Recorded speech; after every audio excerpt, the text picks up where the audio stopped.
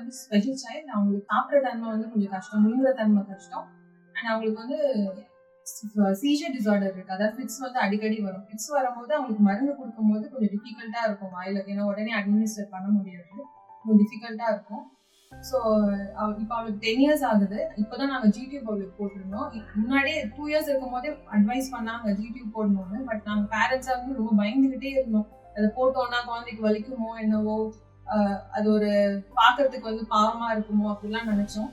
ஆனா வந்து நாங்க இப்போ ஒரு ஸ்டெப் எடுத்து நாங்க அவளுக்கு வந்து ஜிடியூப் போட்டிருக்கோம். அதோட அட்வான்டேஜஸ் இப்போதான் இப்போ எனக்கு தோணுது, ஏன் வந்து நான் சின்ன வயசுலயே அவளுக்கு போடலன்னு.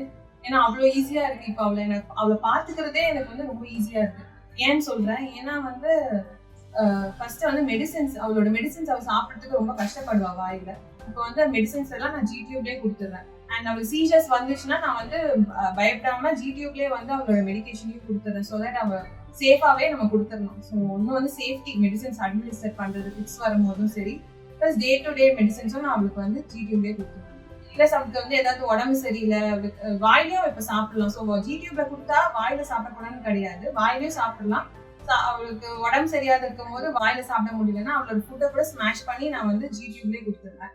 அண்ட் இன்னொரு விஷயம், அவளுக்கு உடம்பு சரியாத இருக்கும்போது ஃபீவர் அந்த மாதிரி இருக்கும்போது அவளுக்கு தொல்லப்படுத்த தேவையில்லை. நீங்க சாப்பிடுமான்னு அவளை ஃப்ரீயா விட்டுருலாம். நீங்க ஜிடியூப்லயே வந்து சாப்பாடு கொடுத்துடலாம். மற்றபடி இது ரொம்ப சேஃப். அண்ட் ப்ரொசீஜர் கூட ரொம்ப சேஃபுங்க. ரொம்ப ஒரு 2 to 3 days ஹாஸ்பிட்டல் ஸ்டே இருக்கிற மாதிரி இருக்கும். மற்றபடி வந்து டாக்டர்ஸே வந்து நல்லா பார்த்துக்கிட்டாங்க.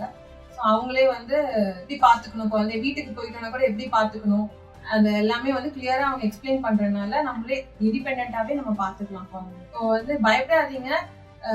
அந்த சைல்டு வந்து அவங்களோட குவாலிட்டி ஆஃப் லைஃப் இம்ப்ரூவ் ஆகணும்னு நினைச்சீங்கன்னா கண்டிப்பா நீங்க வந்து ஜிடியூப் போறது வந்து நான் வந்து ரெக்கமெண்ட் பண்றேன் பேரண்ட்ஸ்க்கு. Thank you so much.